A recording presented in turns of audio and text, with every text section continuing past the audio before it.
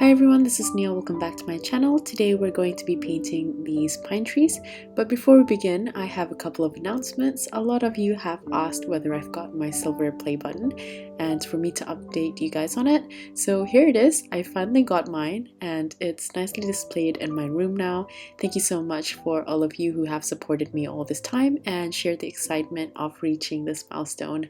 I hope to keep making more tutorials in the future, and I hope you guys enjoy exploring the world of art with me along the way. Secondly, I've also recently launched my latest Skillshare class on these assorted holiday cookies, but I'll get into more detail about this at the end of the video. Getting back to the tutorial now, I've noticed that a lot of you like to plan ahead, so from this week onwards, I'll be posting my Christmas card design ideas. And I'll also have it available on my coffee shop for download if you need some last minute Christmas cards.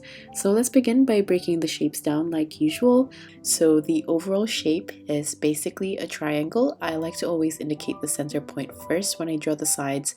This is the overall silhouette that you're looking for, and you can play around with how wide or how thin you would like your pine trees to be, and depending on those shapes, it'll give a slightly different character to your painting later on. We're not going to use the triangle later, but this is something you just keep in mind at all times so the overall silhouette of your pine trees doesn't look too out of proportion. So while you're still sketching, you can use this as guides. With my previous pine tree tutorials before, I pointed the branches downwards, which gave a different look to the trees, whereas this time I'm going to point them upwards. So with all the branches going around the tree, it should look something like this. Of course, I'm doing this in a very simplified way of the overall direction of the branch, but you can add on smaller branches as well.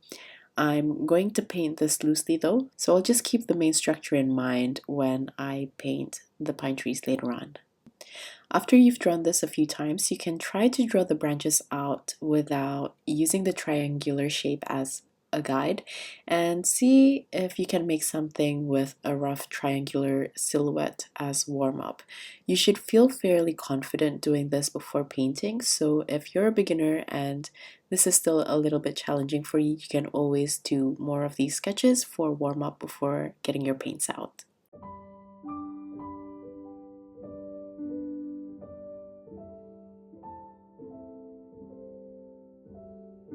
Before I start painting, I always like to sketch out quick composition ideas so I can be more prepared. So here as an example, I made a diagonal composition, and for the next one, I'm going to make a simple frontal view, which is the one that I'm going to pick for the final painting.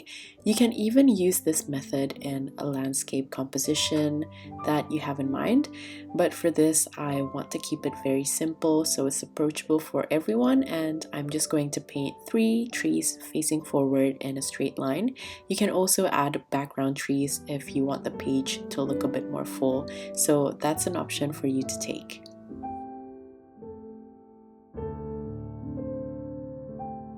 Next, I will quickly go over the colors. I'll be using a few colors from my Holbein set, which are Prussian blue, cobalt green, ivory black, compost blue, and quin rose. I'm also going to be using a couple of gouache colors by Winsor & Newton, and the colors are primary yellow and permanent white. And I'll explain why I'm using gouache instead of watercolor for this as we get to the painting later on. Before I start painting, I'm going to mask the paper for cleaner edges. This depends on how you would like to frame the painting though. It's also possible to create a looser frame if that's what you're into. The size of my paper here is 15 centimeters by 11.5 centimeters, and it's just a single sheet. You can also double the size up for a folded card if you would like to write longer messages or you want to have the traditional card look. And as for the paper, I'm using Canson XL 300 GSM for this because I'll be using a bit more water than usual, and I also feel like a heavier card just looks better and more professional. And as usual, you can find the list of tools in the description box in all of my videos. Sorry, I already started painting here, but basically I started with a mixture of cobalt green with a touch of Prussian blue for the first tree at the center. I started with a slightly lighter consistency, so I can keep building up on the layers, and I'm just going to paint the base of the tree first as I've drawn it out to give a good indication for the basic placements. At the bottom of the tree, I like to add a bit more body and volume, so I like to smudge what I've painted using a clean damp brush to spread some of the paint in the middle.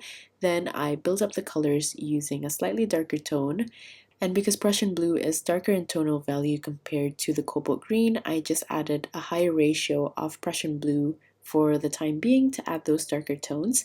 I like to add them under each section of the tree, of course playing with the placement so it doesn't look too stiff and static, and I also like to accentuate the center trunk of the tree.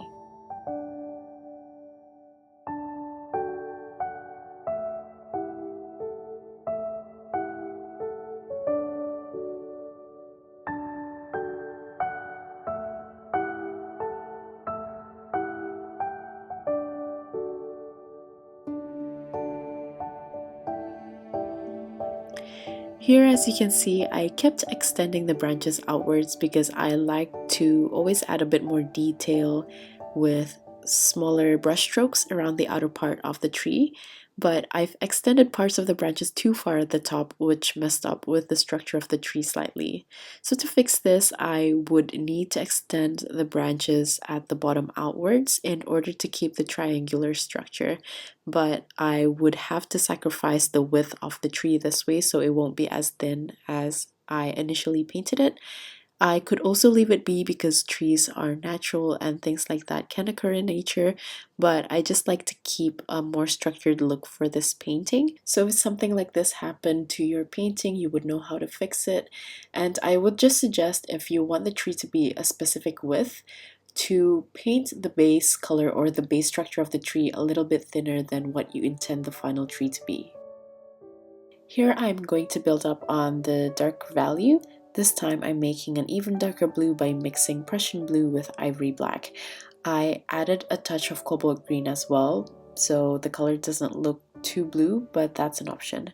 So with this, I'm going to again place them at the bottom to increase the contrast of value, but because this is a very dark tone, I'm going to be careful with this and use it sparingly, so you can still see a lot of the cobalt green at the top of each section peeking through, and just be careful to not overwork it. You can see from this dark color the cobalt green will pop out so much more, but if you accidentally put too much and some of the paint dries and then you try to take it off, it might make the painting look a bit muddy.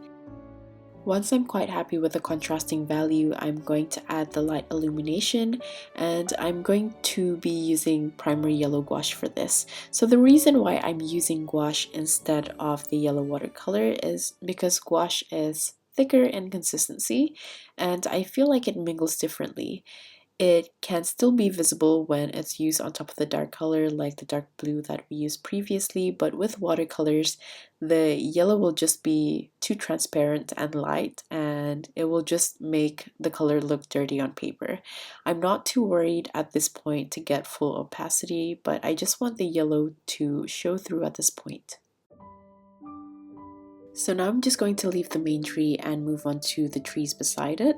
For this, I'm going to use a different hue, which is purple, and I use a mixture of Prussian blue with quin rose to get the purple, and you can adjust the ratio of the purple tone that you like, so you can add more Prussian blue for more of a bluish purple, or if you want more of a pinkish purple, you can add more quin rose.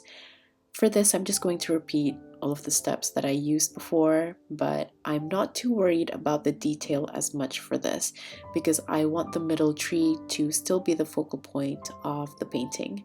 And like before, I started with a light to medium consistency, then I'm going to slightly build on the shadow by using more Prussian blue into the mixture.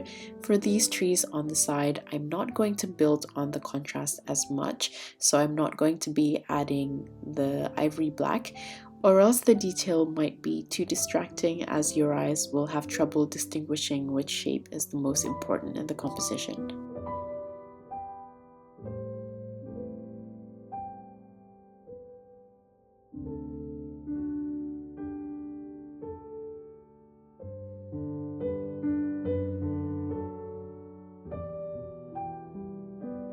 I think this is a good point to stop painting the tree. You can see that the brush strokes are a bit looser compared to the previous tree and the shadow is not as dark.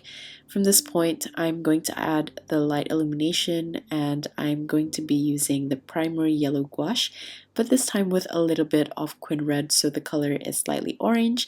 And again, you can adjust the tone of the orange if you want it to be more yellow or more on the pinkish side. For the next one, I'm going to do the exact same thing as the tree on the left side. Here, I'm altering the height slightly for a more natural look, but if you're into the very symmetrical composition, you can also make it look as similar as possible to the previous tree.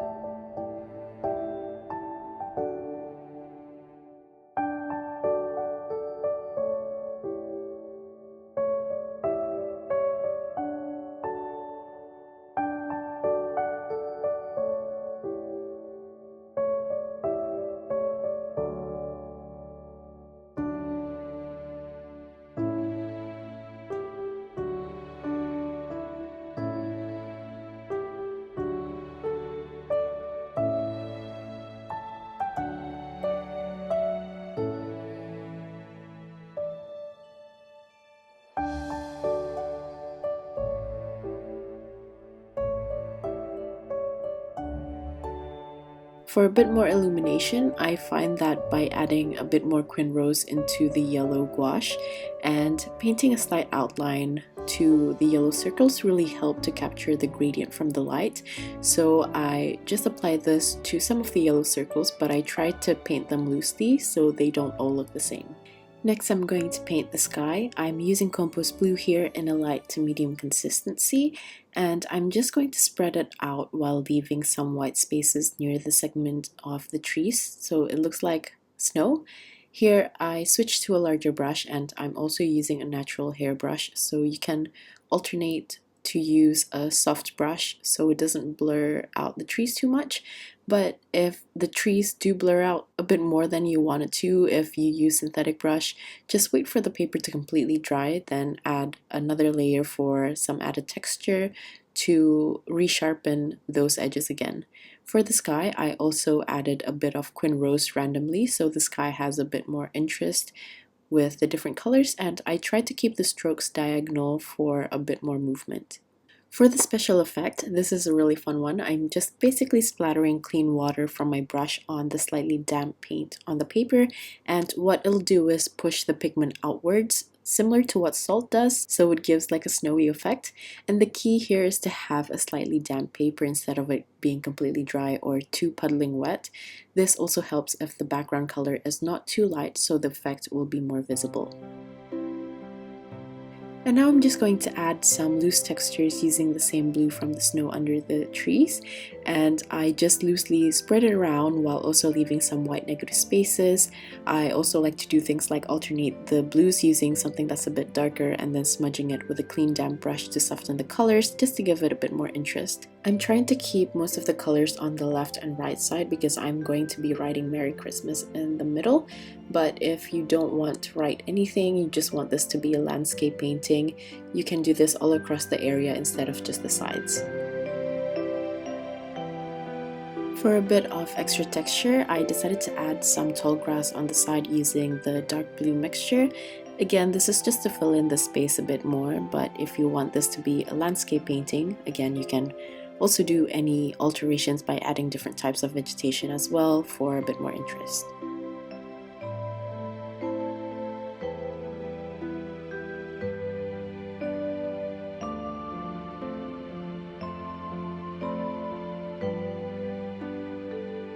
Once everything is dry, I'm going to go back to the lights on the trees, and this time I mixed yellow and white gouache together, and I'm going to use this to paint small dots in the middle of the yellow circles to create the glow for all of the lights on the trees.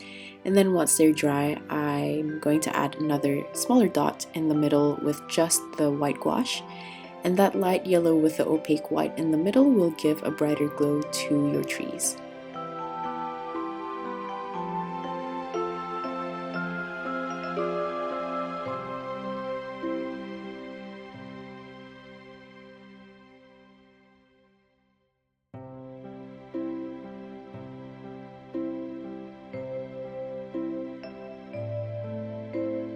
At this point, I also like to touch up on the trees by adding more fine branches and also some darker blues for the shadows on areas which have dried lighter than what I intend them to be, and this will give a bit more contrast to the light that we just painted.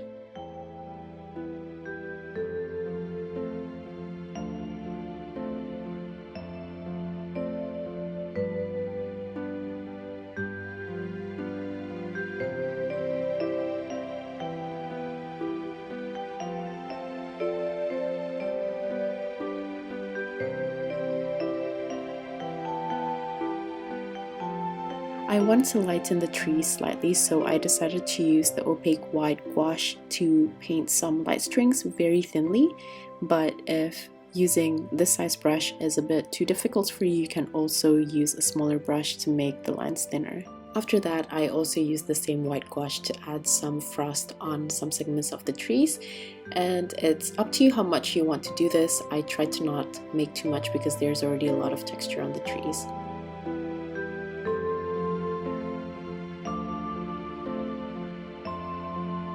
And as you guys know, we can't finish this without adding more splatters, so I'm going to do this with the white gouache as well as the compost blue for the color of the sky.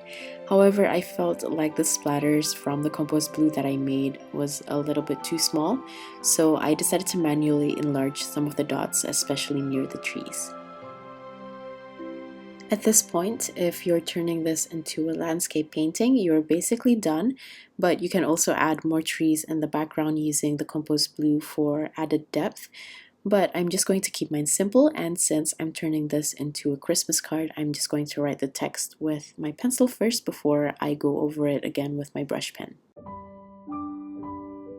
If you decided to follow along and turn this into a card and you use the same method where you write it with pencil first, just make sure that all of the ink is completely dry before erasing the pencil marks so there are no smudges. And once I'm done with the painting, I made sure to give it one last look to check everything, then I pulled off the masking tape to reveal the painting.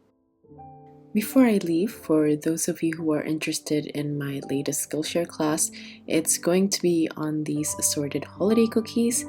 I'm going to share with you the drawing method as well as my painting techniques like usual on how to achieve those cookie textures that you can hopefully take and also apply to your own paintings in the future. If you're not a member yet and you're interested in taking this class, you can go to the link in my description box for a free 2 weeks membership. I do more realistic and detailed food illustrations on Skillshare, so if that's what you're interested in, feel free to check it out.